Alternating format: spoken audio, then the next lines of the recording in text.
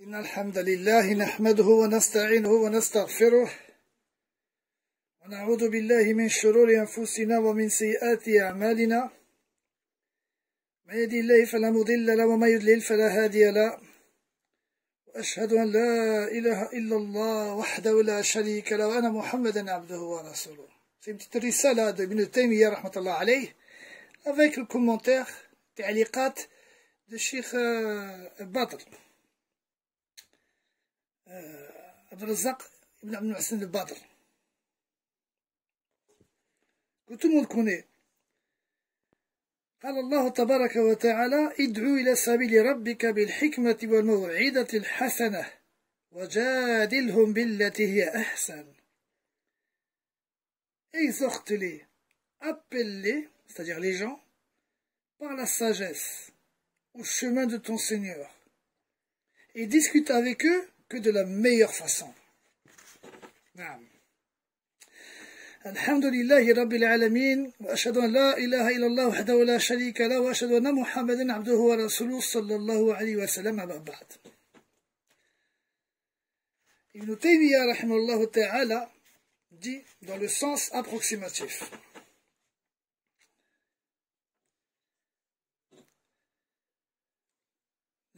l'être humain, le croyant, il est confronté aux maux des gens pour diverses raisons différentes. C'est pas forcément il supporte le mal des gens à cause de la da'wa ila Allah faqat. Il y a d'autres choses aussi dans la vie de tous les jours.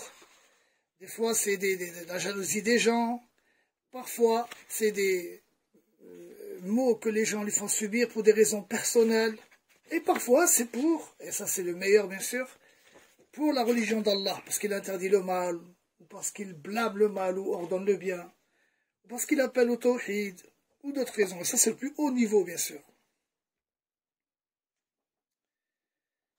L'homme dans ce bas monde, il ne saurait se soumettre, il ne saurait échapper au mal que les gens font. Comme on sait que chaque être humain, il est éprouvé, quand vous allez voir les sorciers, vous allez voir les charlatans, vous allez voir même ceux qui prétendent guérir, la première chose qui commence, ou ceux qui prétendent connaître l'invisible, l'avenir, ils te disent « Ah, toi tu as des problèmes, toi tu as des problèmes ». Personne n'échappe aux problèmes. Il n'existe aucun être humain qui n'a pas de problème dans ce bas monde. Et plus encore en ce qui concerne le mal que les gens font subir aux autres. Pourquoi? Parce que les gens sont différents les uns des autres. Ils n'ont pas le même degré, ils n'ont pas le même comportement, ils n'ont pas la même attitude. Ce n'est pas la même nature, ce n'est pas le même caractère. Et chacun est différent dans les rapports les uns envers les autres. Alors, c'est pour cela, ça ce n'est pas dans le livre, hein, ça c'est moi qui le rajoute, c'est-à-dire, c'est pour cela, rappelez-vous que le hadith où Rasulullah sallallahu alayhi wa sallam a dit: le meilleur, ce n'est pas celui qui se retire chez lui pour échapper au mal des gens. Le meilleur, c'est celui qui, c'est-à-dire, il se mélange aux gens, et il patiente face à leur mal, C'est-à-dire, barakallahu fikum, on parle des gens bien. Quand toi tu vas te mélanger, tu vas pas te mélanger aux gens pervers, tu vas te mélanger aux non. Tout le monde a compris que ça veut dire que tu vas à la mosquée, lorsqu'il y a des choses qui sont organisées, des choses, tu y participes, et lorsqu'il y a des marchés, tu y vas, et lorsqu'il y a des assises, tu as envie de passer, te détendre, tu y vas. Tu ne vas pas te recluser chez toi parce que tu ne supportes pas le mal des gens. Par contre, celui qui sait que lui-même est nuisible aux gens, alors là, il se retire pour ne pas nuire aux gens, là, cela est louable. Il faut donc s'armer de patience, comme il convient à tout croyant et à tout musulman. La patience, comme vous le savez, il y a la patience et l'endurance. La patience, c'est celui qui est confronté à quelque chose, il n'a pas le choix, il patiente. Alors que l'endurance, c'est celui qui est confronté à ce dont il a le choix. Il continue et il endure le mal et il persévère. Ulul azm. Alors, cette petite risala qu'il a fait Ibn Taymiyyah rahmatullah alayh parle justement de comment bien accueillir en s'armant de patience le mal que les gens font subir les uns les autres. Il dit, la première chose, qu'il considère qu'Allah tabaraka wa ta'ala est le créateur des actes et de leurs mouvements et du fait qu'ils sont immobiles. أن يشهد أن الله خالق الأفعال للعباد حركاتهم وسكناتهم وإراداتهم ainsi que leur volonté. Lorsqu'ils considèrent que c'est Allah qui crée les actes, qui crée leurs mouvements, qu'ils soient immobiles, leur volonté, quoi qu'il se passe, c'est Allah Azza wa Jal qui a fait que cela se réalise. Il n'y a rien dans l'univers, sur terre, dans les cieux, le moindre atome qui ne bouge, qui n'évolue que par la volonté d'Allah tabaraka wa ta'ala et sa permission. Donc on voit que les gens ne sont que des instruments. Pareil mes frères, pour ceux qui sont malades, qui sont touchés par un djinn, par une sorcellerie et qui désespèrent. Les savants, subhanallah, comme ils ont insisté clairement, ils montrent la voie. Là, ils sont touchés par un autre mal. Quand c'est la sorcellerie, c'est des gens qui t'ont fait ce mal. Et les djinns eux-mêmes sont des gens. Il y a parmi eux des hommes et des femmes.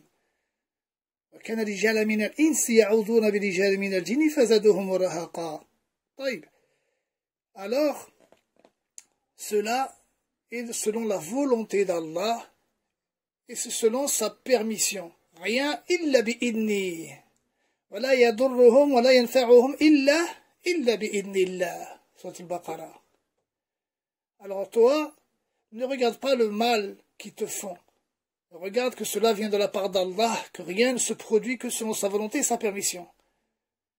Alors là, dans ton cœur, tu seras libéré de beaucoup de mal, de tristesse, de peine. Lorsqu'une personne est touchée par une sorcellerie, ou lorsqu'une personne est touchée par le mal que les gens, que ce soit à une petite échelle ou à grande échelle, c'est Allah Azza wa Jal qui t'a éprouvé selon tes péchés, selon tes désobéissances. Aujourd'hui, les gens sont beaucoup de péchés, on fait beaucoup de péchés aujourd'hui, alors on doit multiplier le repentir, la demande de pardon. C'est pour cela qu'il a dit Cheikh Albani, rahmatullah alayhi, la meilleure des ruqya, c'est multiplier l'obéissance. Kotratita. La personne, elle se repent à Allah, profondément, sincèrement, mais d'une façon ferme, tranchante. Pas comme si elle tâte les choses avec le bout des doigts pour obéir. Elle est là un petit peu comme ça. Non, elle y va fermement, avec une conviction ferme. Et par Allah, ne tardera pas à guérir. Au lieu de courir à droite, à gauche, en bas, en haut, devant, derrière, et les voilà qui voyagent, mais toujours dans leur péché, dans leur désobéissance. Et leur maladie, elle perdure et parfois elle s'aggrave. Ça, c'est une parenthèse. Mais lorsque le mal vient directement des gens, là, tu te rappelles que cela ne vient que de la part d'Allah. Car, dans la conviction des gens de la Sunna, dans la connaissance du destin, la personne veut, à la volonté et à l'intention. Mais c'est Allah qui crée les actes. C'est Allah qui crée les mouvements, que ce soit immobile ou mobile. Tout cela est dans le destin, dans la prédestination. Ton cœur va s'apaiser. Retourne à Allah Ta'ala. Inaba, repens-toi, abandonne les péchés. Sache que cela est lié au péché. Ça va t'aider beaucoup à patienter. Lorsque toi tu vois la chose sous cet angle-là, que c'est Allah Ta'ala qui a donné le pouvoir à quiconque de te nuire, de te léser, de te faire injustice. Personne ne peut. Wallah, ils ne peuvent pas et vous le savez. Mais quand tu le vois de ce côté-là, si toi tu arrives avec ta conviction, ça va t'enlever beaucoup de peine de ton cœur. Parce que la peine, elle fait beaucoup de mal. Et surtout, l'envie de vengeance. On a dit la dernière fois, qu'est-ce que la colère? La colère, c'est une envie forte de vengeance. C'est tout simplement ça. Et là, elle ne sera peut-être pas diminuée selon ta foi, ta conviction, Elle sera peut-être pas annulée, je veux dire, pardon, selon ta foi, selon ta conviction, mais elle sera diminuée. Et elle peut être diminuée tellement fort que ça va te soulager. Non. Même lorsque les actes de piété, parfois, ne sont que dans l'apparence. On voit des gens qui vont prier, mais leur prière, en fait, ce n'est que péché. Subhanallah. Attention, le hadith qui dit, ces gens-là, lorsqu'ils prient, ils font que selon les d'Allah, c'est un hadith inventé. Non, c'est pas ça. Bien sûr qu'il y a la récompense de la salat, mais pas la récompense, c'est-à-dire en tant que bon paradis, en tant que hasanat, non, en tant que s'être quitte du droit d'Allah. Mais lorsque la personne, par exemple, elle vient et elle va dans la mosquée, par exemple, et elle commet dans sa salat des choses qui sont interdites, dans les droits des gens, en ce qui concerne la place, en ce qui concerne le fait de faire des injustices, ou de prier de façon très serrée, la personne, elle vient, dans sa salat, elle a déjà des péchés. Donc ça va pas ôter, ça va pas contrer le mal qui te touche. Il y en a qui vont émigrer. On émigre, la personne, elle a encore son appartement. Elle a encore les aides des koufars, les choses comme ça. Ça, c'est pas une bonne action qui va repousser ton mal.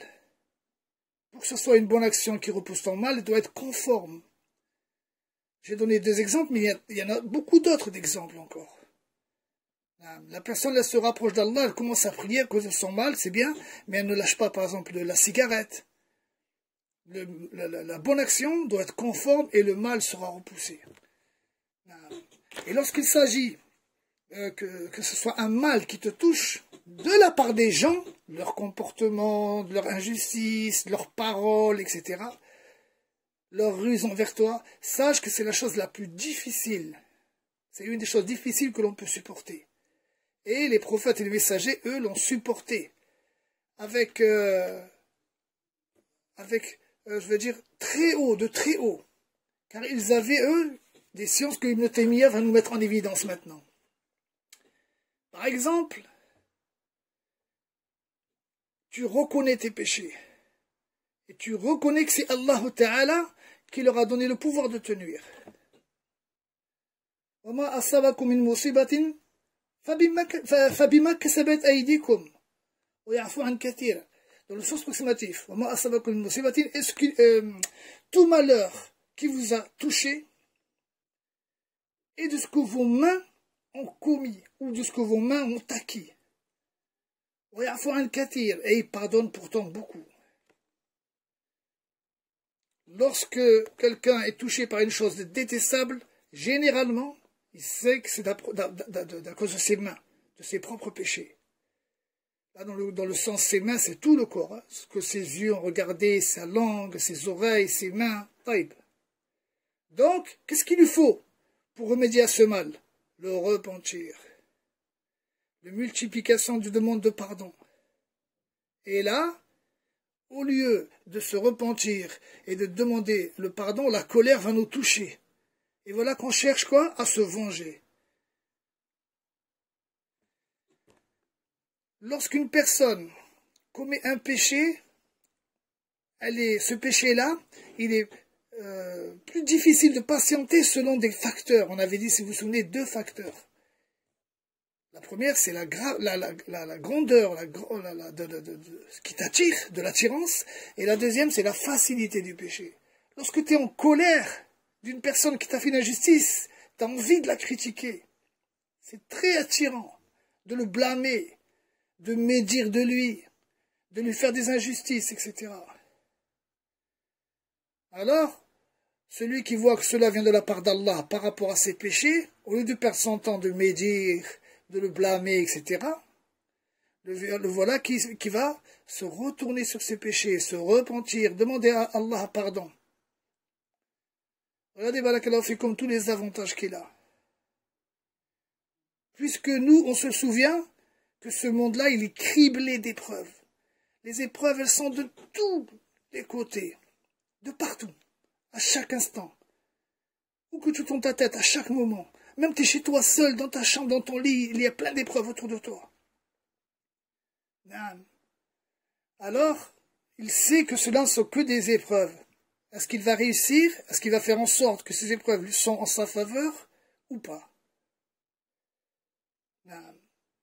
C'est pour ça que Ali ibn Abi Talib il a dit, 2 minutes, La yarjunna abdun illa rabbah, wa la yakhafanna abdun illa danbah. Le serviteur ne doit placer son espoir qu'en son Seigneur, Allah, et il ne doit avoir peur, ne craindre que ses péchés. La yarjunna abdun illa rabbah, il n'espère qu'en Allah, parce que Allah ne lui fera pas d'injustice, Allah ne lui fera pas d'injustice à ce serviteur-là. Donc il espère en lui que sa miséricorde. Son espoir, il le place en Allah Ta'ala. Alors que lui-même, son âme lui ordonne le mal, lui ordonne l'injustice, alors il ne doit craindre que ses péchés. Ce n'est pas Allah Ta'ala qui lui fera des injustices. Ce n'est pas Allah Ta'ala qui lui fera tomber dans le mal. Non, ce sont ses péchés. Ce sont ce que son nefs va lui ordonner. Donc, barakallahu fik. Ibn Taymiyyah, rahmatullah alayhi, il a rapporté cette parole de Ali ibn Abi Talib en insistant. Il appartient donc aux croyants de placer son espoir qu'en Allah seul, dans tous ses besoins, toutes ses recherches, que ce soit des choses religieuses ou de dunya, car il sait que toutes ses affaires sont dans les mains d'Allah. Et pour le mal qui le touche, pour les craintes qu'il a, il ne doit craindre que ses propres péchés. Car c'est ces péchés qui seront la cause de tout le mal qui le toucheront. Des fois, c'est par châtiment. Bien sûr, des fois, ça dépend. Et des fois, c'est pour le purifier de ses péchés. Mais dans tous les cas, ça vient, la cause première sera ses péchés. Puis, dit Ibn Taymiyyah, rahmatullah alayhi, masha'Allah, أن يشهد العبد حسن الثواب الذي وعده الله لمن عافاه والصبر كما قال تعالى وجزاء سيئة سيئة مثلها فمن عافاه وأصلح فأجر على الله إنه لا يحب الظالمين. Dans le sens continuatif, et son châtiment ou sa sanction d'une mauvaise action est une autre chose mauvaise, dans le sens, est une peine identique. Dans le sens, hein. Mais celui qui pardonne et réforme, l'islah, sa récompense incombe à Allah, car Allah n'aime pas les injustes. Regarde, barakallahu fik,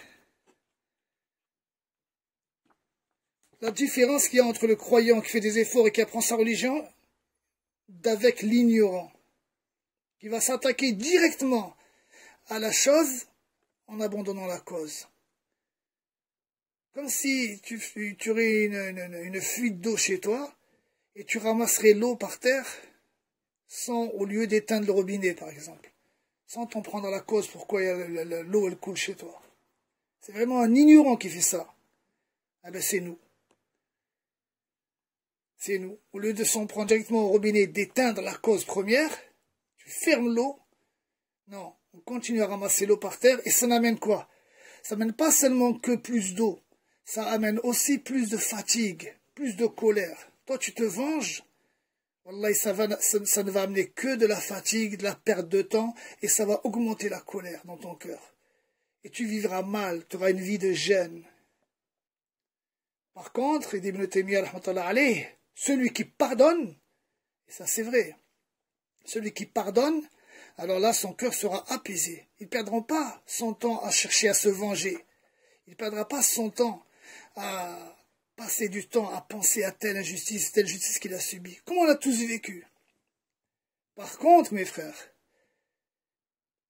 il y a la différence entre celui qui pardonne, c'est une parenthèse que j'ouvre, avec celui qui s'éloigne, car il sait que celui-ci est un sot. Car il y a parmi nous, c'est normal, c'est tout à fait naturel, des gens qui sont des soufaha, safi. Tu le vois, cette personne-là ne fait qu'amener du mal. Dans son mauvais comportement, dans son ignorance, dans sa maladresse. Alors toi, tu pardonnes, certes, mais tu t'éloignes de façon à ce que son mal qui t'a touché plusieurs fois ne te touche plus. Tu t'éloignes de cette personne sans couper complètement. Mais tu évites les fréquentations des soufaha, des gens sots. C'est pour ça que les salafs disaient, ne fréquente pas les sots, ils ne t'amènent aucun bien, ils t'amènent que du mal. Par contre, quand tu fréquentes quelqu'un de sage, qui a un minimum de science, qui t'appelle au bien, qui te blâme le mal, et des choses qui savent faire comme ils aimeraient bien qu'on leur fasse à eux-mêmes, là, il y a même un bénéfice à les fréquenter. Aussi pareil pour celui qui pardonne alors qu'il ne veut pas pardonner. Car le fait de pardonner est une injustice. Il se peut qu'une personne, elle vient, elle te fait un mal et une injustice, et toi, par colère, par exemple, tu t'es détourné de cette personne. Déjà, Allah, il t'a donné 3 jours. Tu as le droit de ne pas parler à un frère pendant 3 jours. Mais après 3 jours, non, tu ne dois plus. Tu ne dois plus le couper. Ibn Rajab, il dit dans les Sharh al-Arba'in, il dit, certains salafs disent, il faut que tu reviennes comme tu étais avant. D'autres salafs disent, il suffit juste que tu lui donnes le salam, ça y est, tu n'as pas coupé. Mais le plus grave, c'est que ces ignorants, ces gens qui sont sots, et sofaha, ils vont jusqu'à aller te pardonner à toi. C'est lui qui te fait l'injustice, et c'est lui qui te pardonne devant tout le monde. Oui, naam, moi je le pardonne. Alors c'est lui qui t'a fait l'injustice. Ça, ces gens-là sont des gens sots, bien sûr. Naam. Par contre, toi, si tu pardonnes, tu as atteint le niveau qu'Allah tabaraka wa ta'ala, il a réservé qu'à certains de ses serviteurs. Ce n'est pas tous les serviteurs qui sont capables de faire cela. Celui qui a subi des injustices, qui a subi du mal des gens, et qui pardonne, Yom al-Qiyamah, il lui sera fait, il sera appelé, que se lèvent ceux dont la récompense n'incombe qu'à Allah. Seul qu'Allah Ta'ala, mot à mot, ce qu'Allah Ta'ala a juré de leur donner une récompense qui lui incombe. Naam. Illa liyaquma man wajaba ajru ala Allah. Qui se lèvent ceux que c'est une obligation qu'Allah, lui incombe à lui de leur donner une récompense. فلا يقوم إلا من عفا واصلح وإذا شهد مع ذلك فات الأجر بالانتقام والاستيفاء سهل علمه الصبر والعفو. نعم, celui qui s'est vengé, par exemple, celui qui s'est vengé, ou il a réclamé une vengeance, ou qui a demandé ses droits, celui-ci, il sera privé de cette récompense. Celui qui a pardonné, parce qu'Allah Ta'ala, il a mis 3 catégories, si on relit le verset.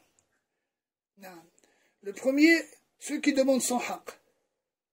La sanction d'une mauvaise action est une mauvaise, c'est-à-dire une peine identique. Celui-ci, il a le droit. Il m'a lésé, je demande cela. Après, tu as le plus haut degré, celui qui pardonne. Et celui-ci qui pardonne et qui tourne la page, le mot yasfahu, ça vient de mot page, sufha, comme on dit dans un livre, tourne la page, sufha. Fahfu, yasfahu, et tourne la page, celui-ci, il sera appelé, il lui sera dit que se lèvent ceux que la récompense incombe à Allah. Et les injustes, ceux qui veulent plus que leurs droits. Et Allah n'aime pas les injustes. Naam.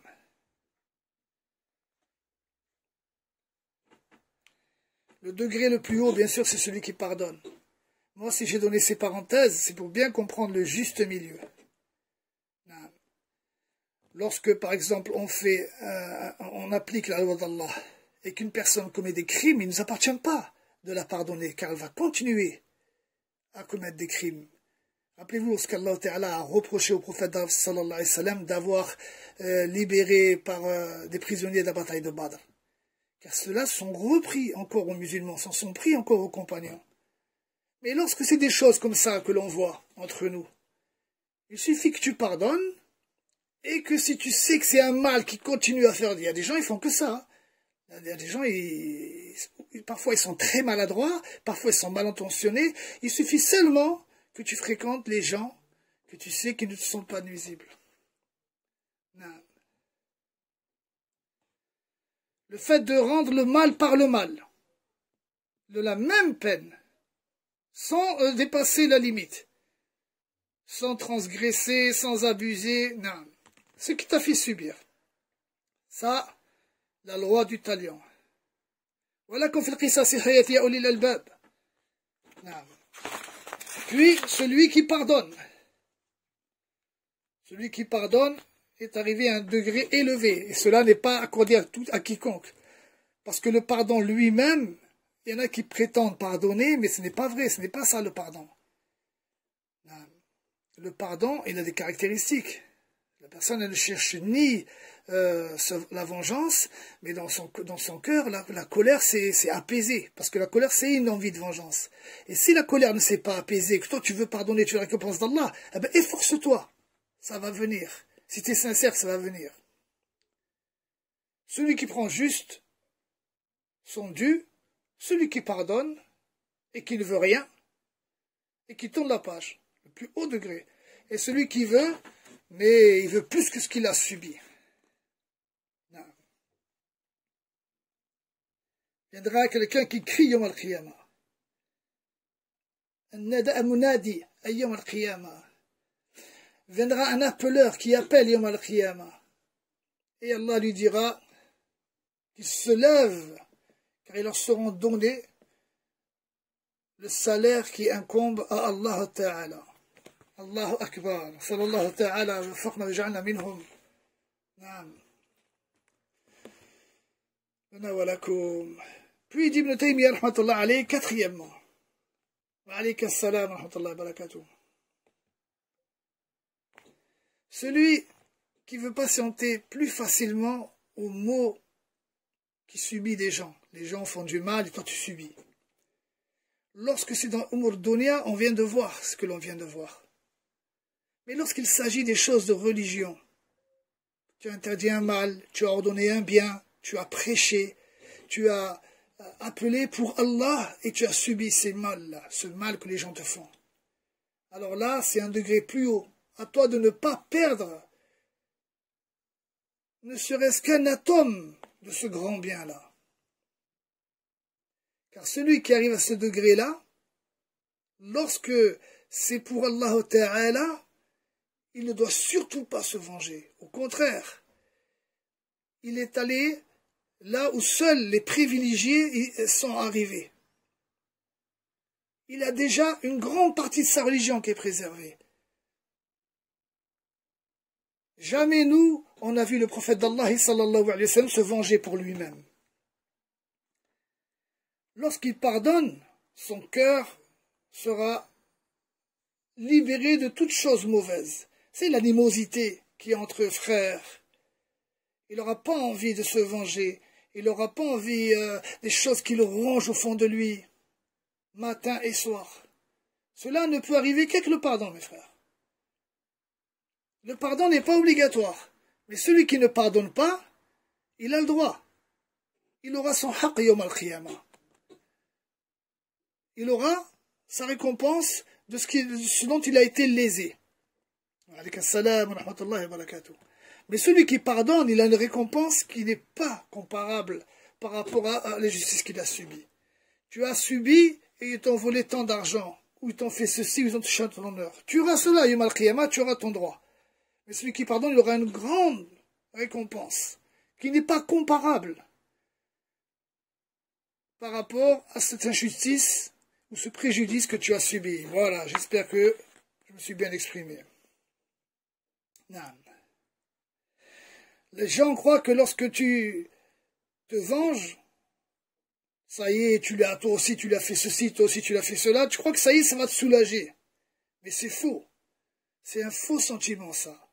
Lorsque tu t'es vengé, subhanallah, pour ceux qui ont de l'expérience, savent bien qu'au contraire, dans le cœur, tu as un sentiment comme si tu t'étais rabaissé, tu t'es avili, au contraire. C'est pour ça qu'il y a le hadith qui dit que celui qui pardonne, Allah l'élève. C'est des choses qui sont naturelles, créées par Allah. C'est des lois physiques, des lois réelles. Quand tu pardonnes, tu es élevé. Mais quand tu te venges, tu sens ton fond intérieur comme si tu étais rabaissé, au contraire. Non. Attention, lorsque Shaitan embellit les actes. Il y a dans le pardon il y a dans le pardon une espèce de délice que ceux qui sont parmi les privilégiés connaissent. Et je répète, c'est que les privilégiés qui connaissent ça, c'est pas tout le monde. Et lorsque les privilégiés pardonnent, car c'est des gens de haut degré, des gens de l'ascétisme, des gens proches d'Allah, ils ressentent des délices que tu ne peux connaître qu'en le pratiquant. Et voilà qu'il monte en considération. Allah fait qu'il est monté. Les gens le respectent, les gens l'élèvent, et lui-même il se sent élevé. C'est une loi qu'Allah a mis. Celui qui pardonne, Allah l'élève. Non, mes frères, c'est une chose véridique. C'est un fait. Alors que la plupart des gens ils croient que le contraire. Ils croient que quand on pardonne, c'est rabaissant, c'est humiliant. Ouais, il m'a fait ça, je te pardonne. Non. Ça, c'est encore Shaitan qui embellit les mauvais actes. Je n'ai pas envie de m'arrêter et d'ouvrir encore une parenthèse que je l'ai déjà expliqué. D'accord? Le fait de pardonner, c'est une chose, et c'est pas parce qu'une personne, par exemple, s'éloigne d'une personne qui a toujours du mal, qu'elle ne pardonne pas. Comment on le sait? Comment? On le sait parce que comment on le sait que la personne, comment toi tu vas faire la différence entre le fait que tu as pardonné et tu n'as pas pardonné? Alors, cette personne, elle fait toujours des choses mauvaises, elle est toujours maladroite, elle a toujours des mauvais comportements, elle est orgueilleuse, elle parle mal, elle s'exprime mal, etc. Donc, la manière la plus belle, c'est laquelle? C'est, on va dire en français, la fuite, la belle fuite. La belle fuite. Sabrun jamil, hajrun jamil. La personne, tu la fuis pour plus rester avec elle, pour plus la fréquenter, car tu crains son mal. Mais cette personne, elle ne sait même pas que tu la fuis, tellement tu le fais de la bonne manière. La personne, elle s'en doute pas que toi, tu la fuis, tu restes pas avec elle, et qu'elle parce que tu fuis son mal. Alors que nous, faibles qu'on est, en la fuyant, on se venge. On veut montrer que, non, je la fuis. Pour qu'elle comprenne que moi, je le fuis cette personne, et elle comprenne que je lui en veux. Ça, c'est pas ce qui est demandé. Ça ne veut pas dire que tu n'as pardonné du tout, là. Pardonner, c'est la belle fuite. La personne ne s'en doute pas que tu la fuis. Pourquoi? Parce que tu le fais d'une belle manière. Toi, si tu la fuis, c'est pas par vengeance. Tu veux pas rester avec elle, tu es en colère contre elle, non. Tu la fuis parce que tu crains son mal, tout en ayant pardonné. Demande à Allah Ta'ala qui nous permette d'atteindre ce degré. Nous, on n'a pas ce degré, mais on le connaît maintenant. Maintenant, on peut s'efforcer pour essayer d'y arriver, Inch'Allah, par degré après degré, on y arrive. Il était un moment où on ne le savait pas. On ne le pratiquait pas. Maintenant qu'on a appris, on sait comment le pratiquer. On les fuit d'une manière jolie. On avait dit Sabrun Jamil, c'est une patience que la personne, on ne voit même pas qu'elle a subi le malheur. Tu la vois, elle est bien, on dirait qu'elle n'a rien subi. Sabrun Jamil. Pareil pour la jolie fuite. Sabrun Jamil. Tu la fuis cette personne, tu la fréquentes plus parce que tu sais qu'elle est pleine de mots, etc. Elle fait du mal, elle est maladroite, elle se comporte mal, elle parle mal, elle choisit pas ses mots, etc. Elle est manque de respect, etc. Alors là, tu la fuis d'une façon jolie. Non.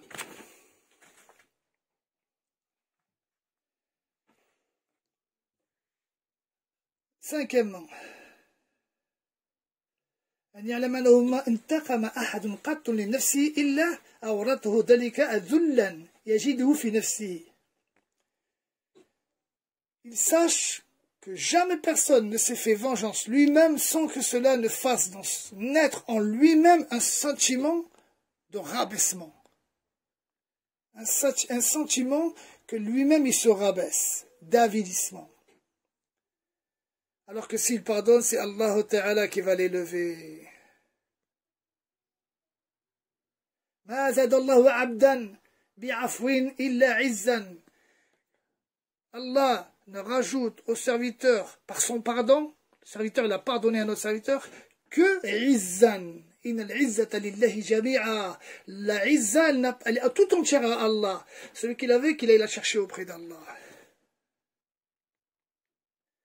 Lorsque toi, tu as acquis un honneur en pardonnant, c'est beaucoup plus méritoire, préférable, profitable, et ce que tu veux encore, pour toi, que l'honneur que tu as eu en te vengeant. Surtout quand c'est un croyant. Cette leçon-là, mes frères, elle est pour vous, mais elle est surtout pour moi d'abord. C'est pour ça que j'ai tenu à faire ce livre. Et ça, c'est les propos d'Ibn Taymiyyah, rahmatullah alayhi. Je me suis arrêté à la moitié de l'ouvrage. Et je terminerai la deuxième partie, Inch'Allah. Je me suis arrêté assez tôt car c'est une risala qui est assez... Masha'Allah, elle n'est pas très grande, mais elle est magnifique. Wa sallallahu tawfiq. Je regarde s'il y a des questions parmi vous. Là-bas, Inch'Allah, il n'y a pas de questions. سبحانك اللهم وبحمدك وأشهد أن لا إله إلا أنت أستغفرك وأتوب إليك. Donc, Inch'Allah, j'espère demain, on fera la deuxième partie. Salam alaikum wa rahmatullahi wa barakatuh.